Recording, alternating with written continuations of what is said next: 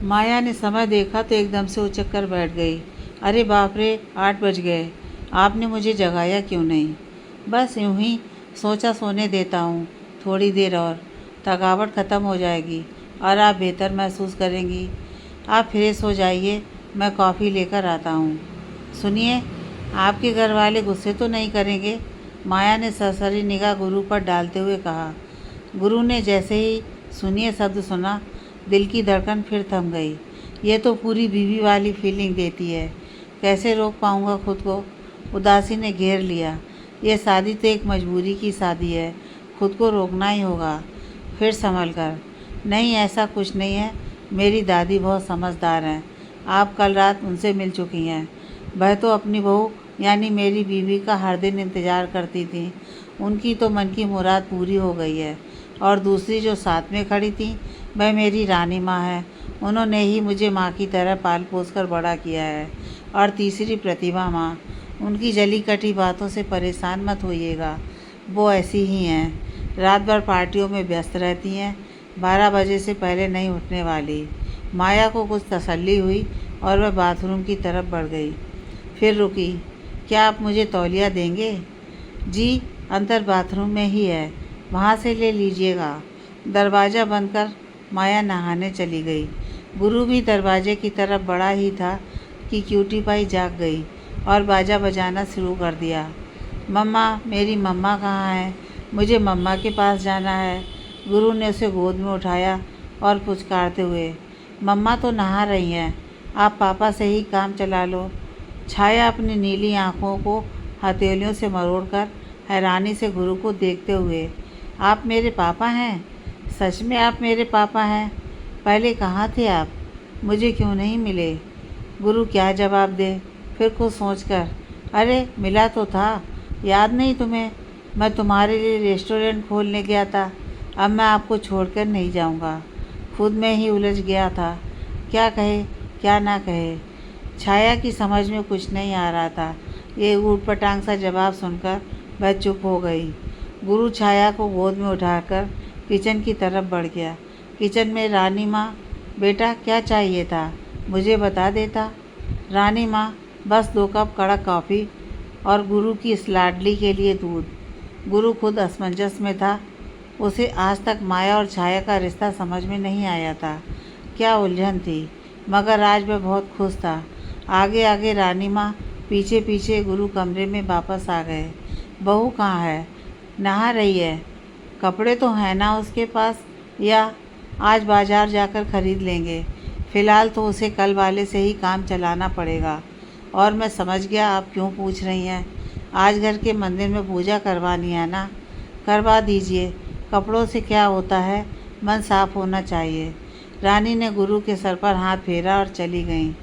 छाया गुरु की गोद में बैठकर गुरु के हाथों से दूध पी रही थी। माया भी नहाकर आ गई। वो गुरु की बगल में सोफे पर बैठ गई। फिर छाया को गुरु की गोद से लेते हुए, इसने ज़्यादा तंग तो नहीं किया? गुरु के कुछ बोलने से पहले ही क्यूटी पाई बोल पड़ी, मैंने पापा को बिल्कुल भी तंग नहीं किया। माया का मुँह खुला का खुला रह गया। पापा? कौन पापा? अब आप मेरी बीवी हो तो इस नाते मैं इसका पापा हुआ। ये कुछ ज़्यादा नहीं बोल रहा? और आप मुझे ये आप कहना बंद करें, अजीब सा लगता है। इतनी बड़ी भी नहीं हूँ मैं। एक शर्त पर, आप भी मुझे तुम पुकारोगी। और कितनी बड़ी हो तुम, मैं भी तो जानूँ। पूरे 25 साल की। अच्छा, मुझे तो पता ही नहीं था। मुझे लगा तुम 45 साल की हो। शक्ल से तो उससे भी ज़्यादा की लगती हो। तुम्हारी तो देख लूँगी तुम्हें पहलवान। कल की उलझन भरी रात के बाद पहली बार दोनों हंस दिए। गुरु, मुझे अब हमारी हवेली मतलब रेस्टोरेंट के लिए निकलना है। तुम दादी के साथ बातें करना और हाँ, शाम को तैयार रहना। रघु ने मैरिज सर्टिफिकेट तैयार करवा दिए हैं। हमारे दस्तखत चाहिए और तुम्हारे घर वालों को भी तो एक कॉपी देनी है। तुम्हें कैसे पता चला कि मेरे घर वालों ने सर्टिफिकेट मांगा है? तुम क्या भगवान हो? बीबी, तुम रात को नींद में बहुत बोलती हो। तुमने मुझे क्या कहा?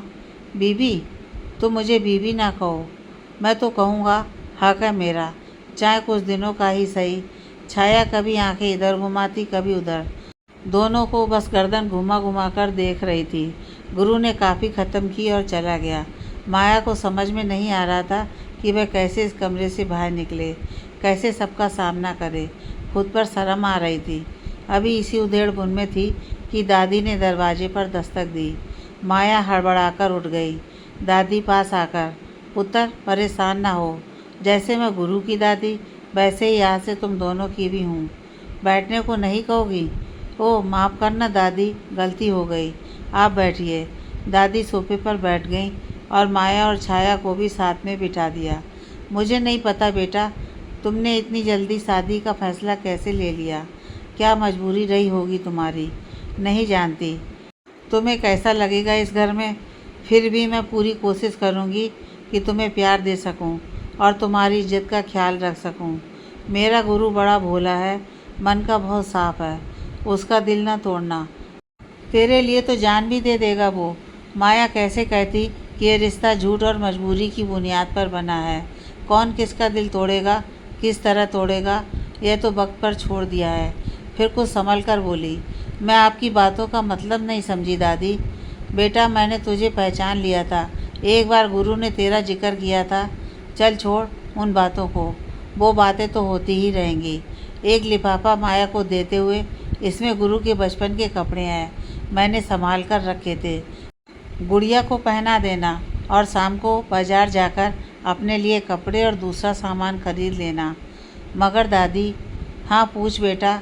दादी वो बात दरअसल ऐसी है कि अभी माया पूरी बात करती कि दादी बीच में ही बोल पड़ी। क्या मैं तुझे गुरु की बहू बुला सकती हूँ? जी दादी, बिल्कुल बुला सकती हो। दादी मुझे नहीं पता इस घर में कैसे कपड़े पहनने चाहिए। ओए सुन, मैं इतनी भी बुढ़ी नहीं हूँ और खड़ूस तो बिल्कुल नहीं। अपनी पसंद के लाना, कोई तुझे नहीं रोकेगा। कोई कुछ बोलेगा तो मुझे बताना। दादी ने इतना कहा और चल पड़ी। फिर जाते जाते, तुम और गुड़िया थोड़ी देर में नीचे आ जाना, मंदिर में पूजा करनी है। जी दादी। माया ने लिफाफा खोला। इतने सुंदर कपड़े हैं, लगता नहीं उस पहलवान के हैं। बचपन में कितना क्यूट रहा होगा। हाय मेरी लाडो, कितनी सुंदर लगेगी इन कपड़ों में। बस उस खड़ूस का रंग ना चढ़ जाए। बचाना पड़ेगा। आज किस तरह से पापा पापा का राग अलाप रही थी। उसने जल्दी से छाया को तैयार किया और कमरे से बाहर निकल गई।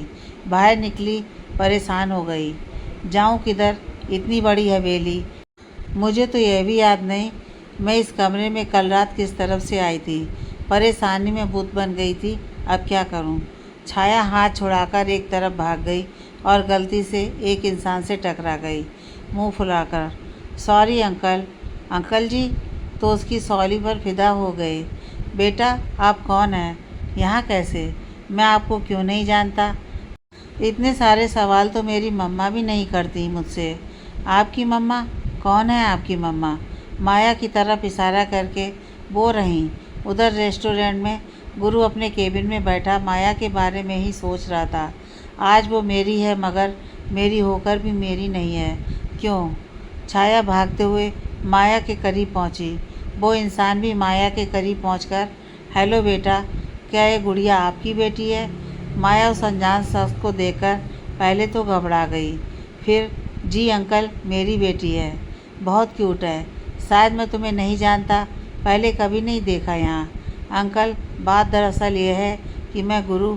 ओह तो तुम गुरु की दोस्त हो।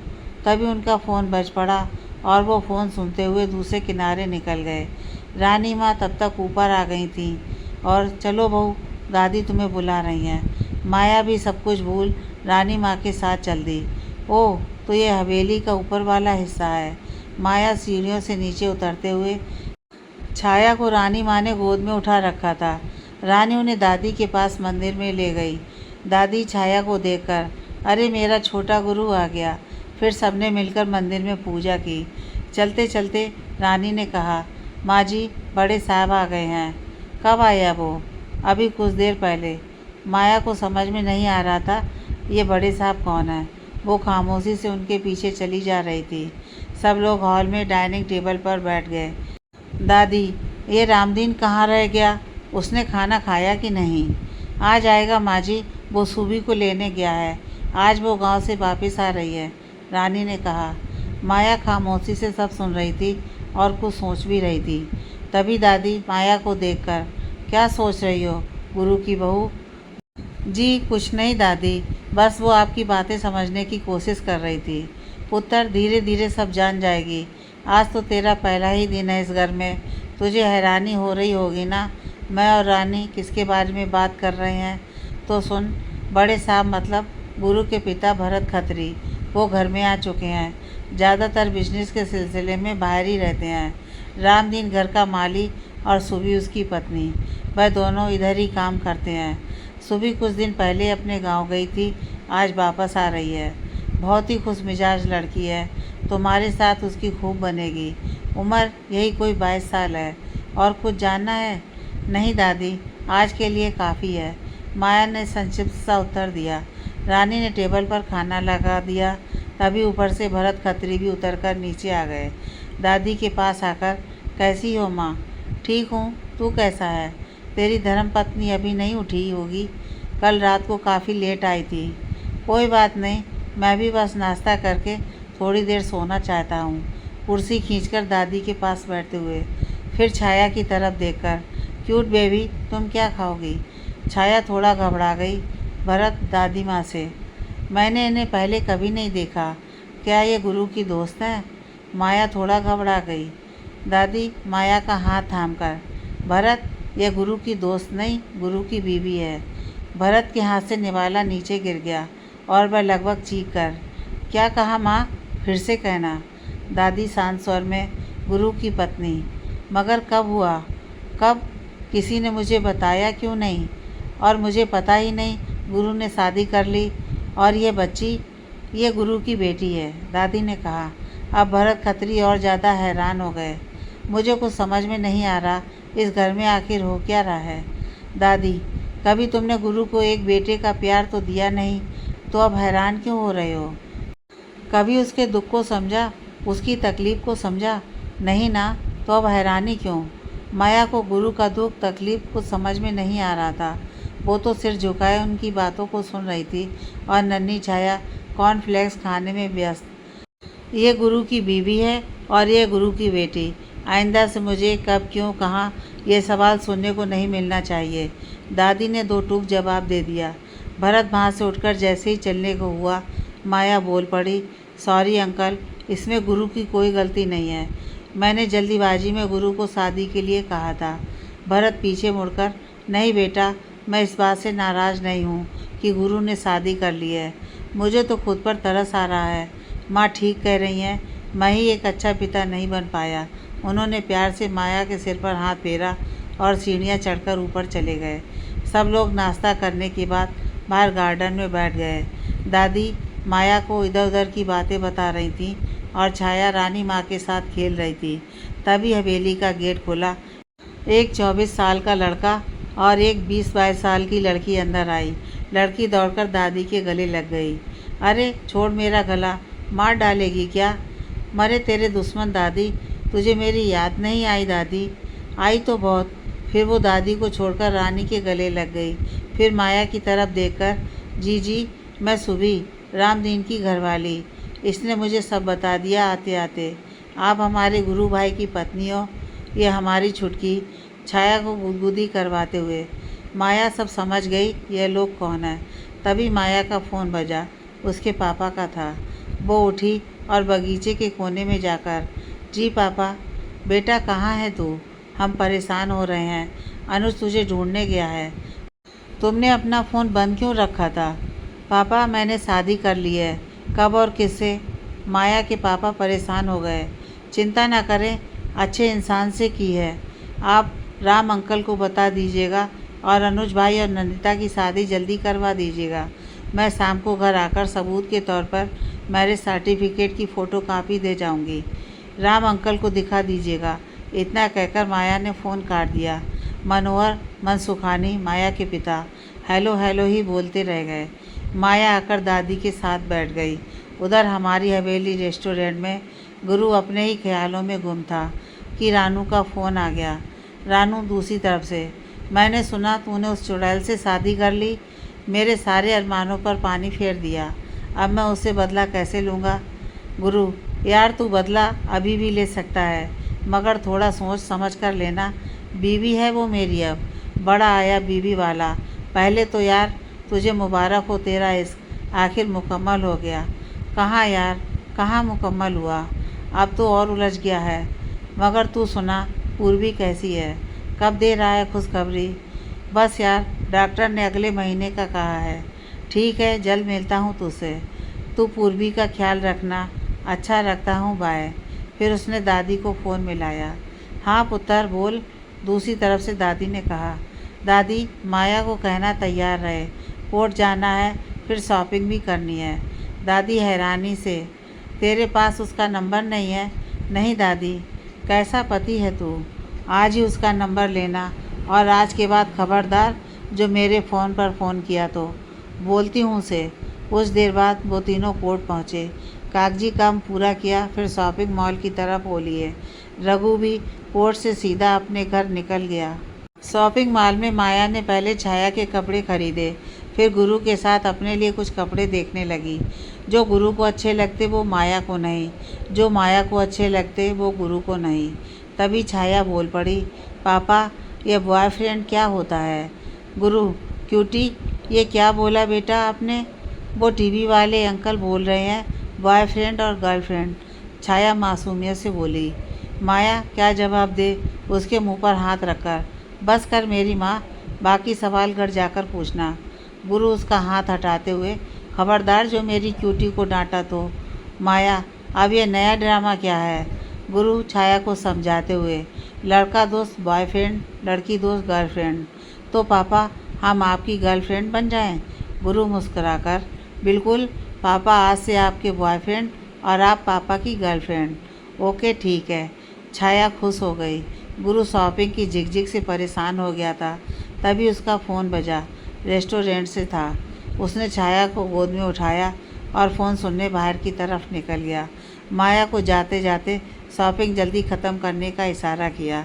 जब 5 मिनट बाद अंदर आया, ये सामने भीड़ क्यों है? 2-3 लोगों को हटाकर आगे पहुंचा ही था कि दंग रह गया। माया ने एक लड़के के गाल पर खींचकर थप्पड़ जड़ दिया। चटाक। अबे यार, अब क्या कांड कर दिया इसने? ये बीवी नहीं, आफत है आफत। क्या थप्पड़ पड़ा था लड़के के गाल पर। सारा मॉल गूंज उठा।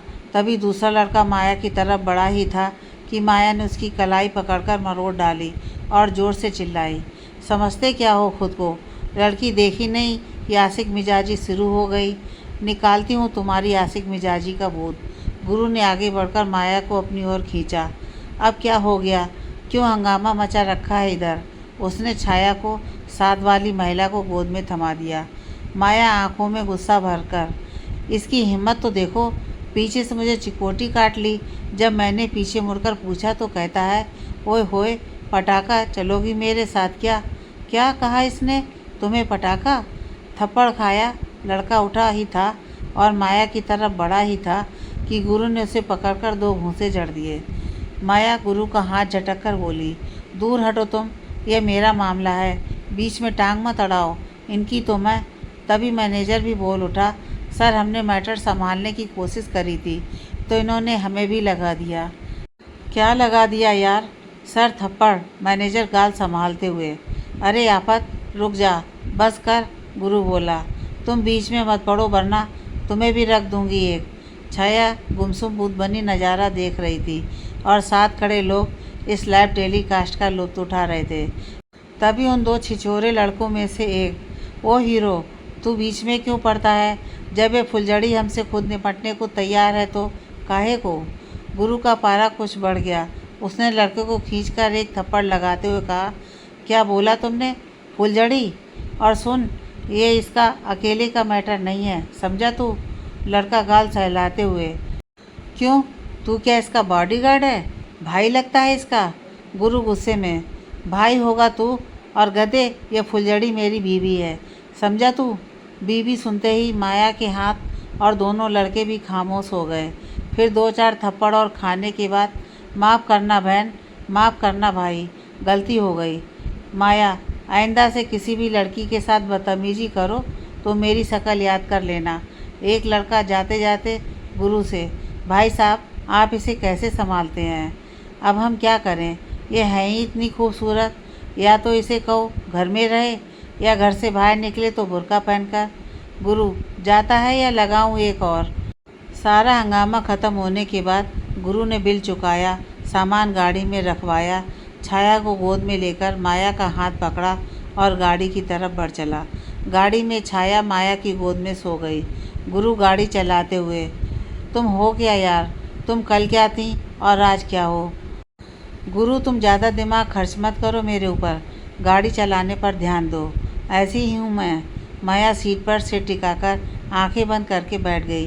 गाड़ी चलाते हुए भी गुरु का ध्यान रह रहकर माया की तरफ चला जाता।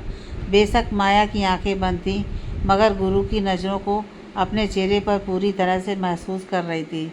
गुरु, गाड़ी चलाने पर ध्यान दो, मुझ पर नहीं। इतनी भी खूबसूरत नहीं हूँ मैं, मत भूलो। छोड़ो, तुम गाड़ी चलाओ। गुरु के चेहरे पर कई तरह के भाव आए और चले गए। फिर अब कहाँ जाना है? माया आंखें खोलकर गुरु को रास्ता बताने लगी। गुरु हैरानी से, अरे यह रास्ता तो मेरा अपना है। तुम्हारा अपना है तो क्या? मेरा भी है, माया ने खामोशी से उत्तर दिया। एक मोड़ के बाद एक घर के सामने माया ने गाड़ी खड़ी करने को कहा। गुरु भौचक्का रह गया और मुंह से सिर्फ इतना निकला, यहाँ क्यों? यहाँ क्यों मतलब क्या है तुम्हारा? घर है मेरा, इसलिए यहाँ। माया ने सोती हुई छाया को आराम से गाड़ी की सीट पर लेटा दिया। गुरु भी दूसरी तरफ से बाहर निकल आया और खुशी में माया को जोर से गले लगा लिया और गालों को चूम लिया। माया वहीं पर जम गई। थोड़ी देर बाद गुरु को खुद से अलग किया। और ये क्या बदतमीजी थी? कोई ऐसा करता है क्या? मॉल वाली बात भूल गए? गुरु मुस्कुराते हुए कान पकड़कर, सॉरी, खुशी के मारे खुद को कंट्रोल नहीं कर पाया। तुमने आज मुझे इतनी बड़ी खुशी दी है कि पूछो मत। किस चीज़ की खुशी? बाद में बताता हूँ। माया ने गेट की घंटी बजा दी। थोड़ी देर में गेट खुला और एक सज्जन बाहर आए।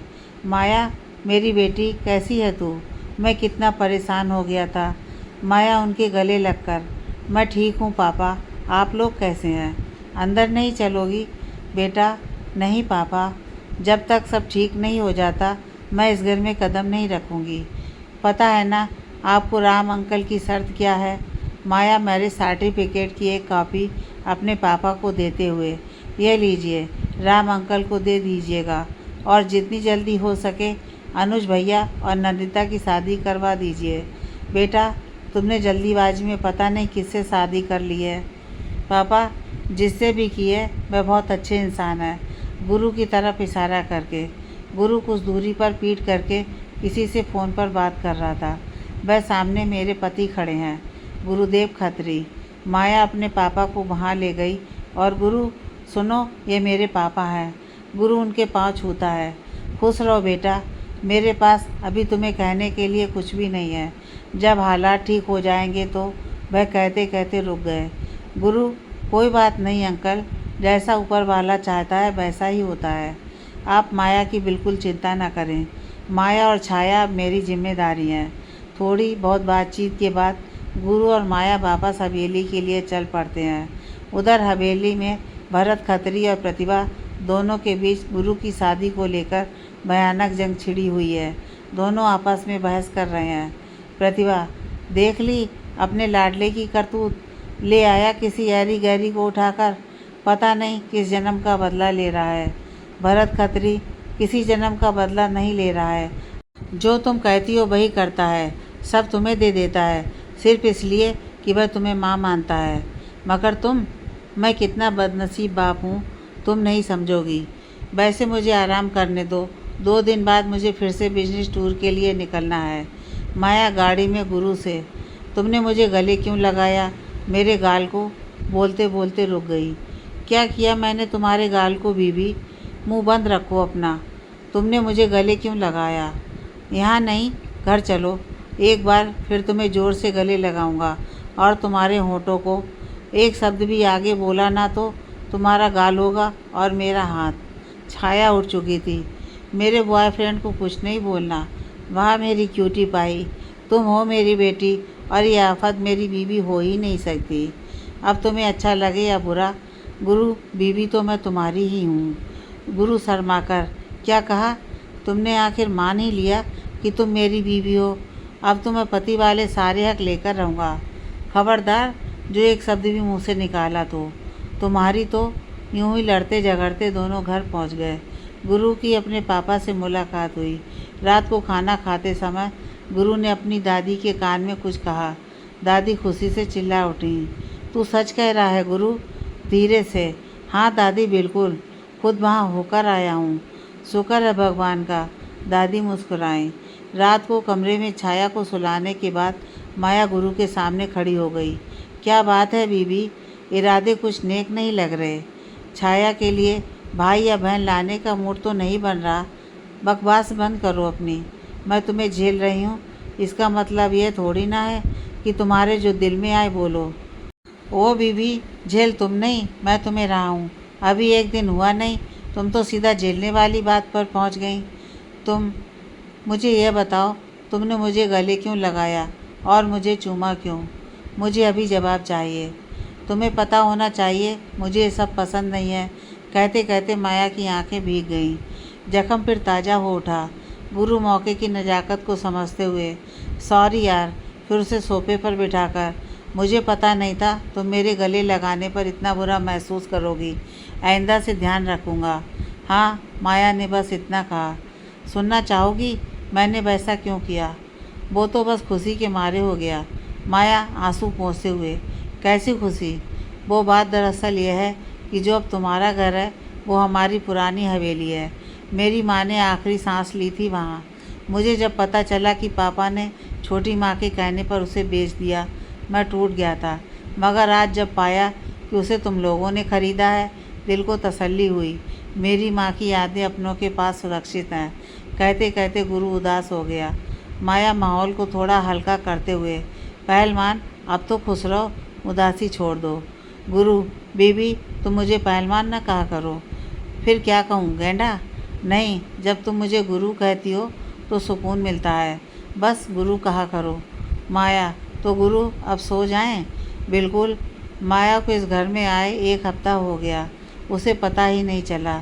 वह सबके साथ घुल मिल गई थी, सबसे ज़्यादा सुबी के साथ। सुबी उसका पूरा ध्यान रखती, फिर भी अंदर की कोई खालिश उसे खाए जा रही थी। चेहरे का नूर फीका पड़ता जा रहा था। छाया माया से ज़्यादा बड़ी दादी यानी गुरु की दादी के साथ समय बिताती। वह उनकी लाडली बन गई थी। दादी उसे छोटा गुरु कहकर पुकारती। अभी भी तीनों एक ही कमरे में सोते थे। माया छाया पलंग पर और गुरु उकड़ू बना उस सोफे पर। माया दूसरे कमरे में इसलिए नहीं गई कि गुरु की दादी को बुरा लगता और प्रतिभा माँ को जली कटी सुनाने का मौका मिल जाता। गुरु और माया का झगड़ा बदस्तूर जारी था। प्रतिभा से उनकी बहुत कम बात होती। अच्छा भी था। एक दिन छाया दादी के साथ खेल रही थी और माया हाल के कोने में खड़ी होकर जाने किन ख्यालों में गुम थी। दादी छाया को रानी के पास छोड़कर माया के पास पहुंची। पुत्र, क्या बात है? 2-3 दिन से देख रही हूँ, तू इतनी गुमसुम क्यों है? क्या गुरु ने तुझे कुछ कहा है? नहीं, ऐसा कुछ नहीं है। मैं तो सोच रही हूँ, क्या ज़िंदगी है मेरी। माँ बाप होते हुए भी वह मुझे अपना नहीं सकते। पता नहीं कब तक ऐसा चलेगा। पुत्र, मैंने तुझसे आज तक पूछा नहीं, तूने किस मजबूरी में गुरु से शादी की। मैं यह सोचती हूँ जब तुझे सही लगे तो ही मुझे बताना। मैं ज़बरदस्ती नहीं पूछूंगी। नहीं दादी, ऐसी बात नहीं है। फिर माया ने दादी को सारा सच बता दिया कि उसने किस मजबूरी में आकर गुरु से शादी करी। मैं गुरु को कोई दुख नहीं देना चाहती।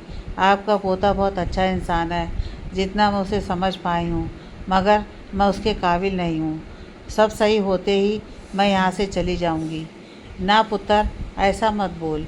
मैंने गुरु की आंखों में तेरे लिए बहुत प्यार देखा है। वह तुम्हारे बिना मर जाएगा। अपने रिश्ते को थोड़ा समय दे।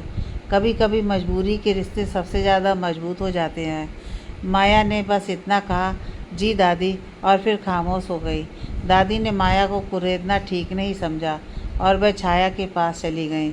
माया फिर से अपनी ही सोच में गुम हो गई। मैं कैसे गुरु की ज़िंदगी बर्बाद कर सकती हूँ? नहीं कर सकती।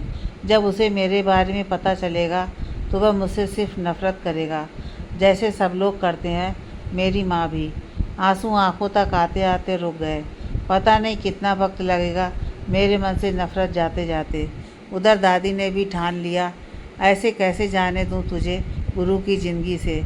इतने सालों बाद उसके चेहरे पर सच्ची मुस्कान देख रही हूँ। अब मुझे ही कुछ करना होगा तुम दोनों को नज़दीक लाने के लिए। दादी की सोच को विराम मिला छाया की आवाज़ से। बड़ी दादी आओ खेलते हैं। छोटे गुरु रुक, आ रही हूँ मैं। फिर दादी और छोटे गुरु की दमा चौकड़ी फिर शुरू हो गई।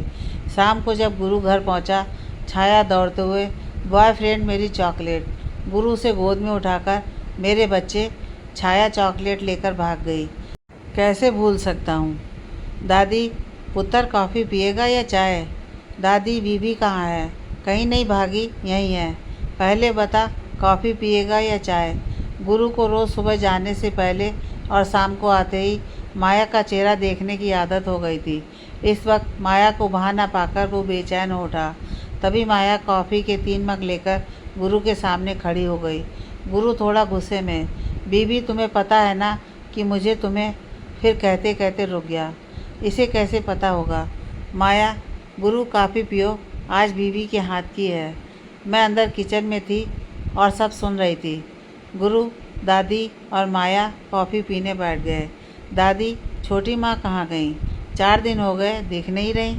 अपने भाई के पास गई है। क्यों? क्या तुझे इस घर में शांति हजम नहीं हो रही? ऐसी बात नहीं है दादी, चुप कर और अपनी बीवी और कॉफ़ी पर ध्यान दे। माया ने जब सुना, कॉफ़ी गले में अटक गई। सुबी, रामदीन और रानी आज फिल्म देखने गए थे। माया गुरु से, गुरु रात को क्या खाओगे? क्या पूछा तुमने? रात को क्या खाओगे? क्या खाना तुम बनाओगी? आता है तुम्हें बनाना? मतलब क्या है तुम्हारा, आता है तुम्हें बनाने से? तुम्हें क्या मैं सिर्फ मारकुटाई वाली लगती हूँ? बना रही हूँ मैं, और तुम्हारी पसंद का तो बिल्कुल नहीं बनाऊँगी। वो तमतमाते हुए किचन में चली गई। दादी, क्या है ये? कोई ऐसे बात करता है अपने पति से? हाँ, ऐसे ही करते हैं। मैं भी तेरे दादा से ऐसे ही बात करती थी। दादी छाया को लेकर अपने कमरे में चली गई और गुरु अपने में। रात को डाइनिंग टेबल पर माया ने दादी, गुरु और छाया को खाना परोसा। गुरु को घूरते हुए, खाना है तो खाओ वरना जाओ। दादी और छाया हंस पड़ी। खाना सच में स्वाद बना था। छाया आज दादी के साथ सोने चली गई क्योंकि दादी उसे कहानियाँ जो सुनाती थी। रात को कमरे में माया कुछ घबराई हुई। गुरु, बीबी इतना क्यों घबरा रही हो? क्या इस बात से कि आज तुम इस कमरे में मेरे साथ अकेली हो? मैं तुम्हें कुछ करना दूँ? खबरदार, ऐसा वैसा करने के बारे में सोचा भी तो मार डालूँगी तुम्हें। मार दो, वैसे भी तुम्हारी आंखों के बाहर से मर ही चुका हूँ। खाना तुमने सच में बहुत स्वाद बनाया था। कुछ और भी है खाने को? हाँ है ना, मेरा दिमाग। खाओगे? वो बोली। ना जी, नहीं खाना।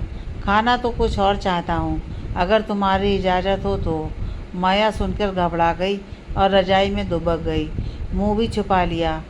तेरा यूँ घबराना फिर छुप जाना, दिल में एक जुनून भर जाता है। हाँ, तू मेरी है, सिर्फ मेरी।